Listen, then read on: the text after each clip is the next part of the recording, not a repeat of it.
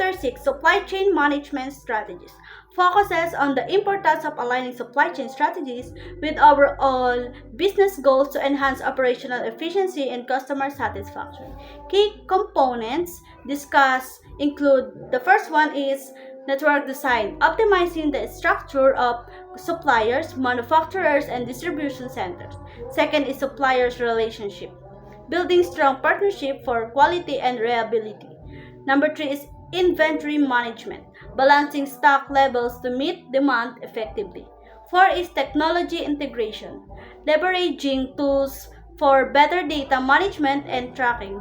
And number 5 is sustainability practices, incorporating eco-friendly practices in sourcing and operations.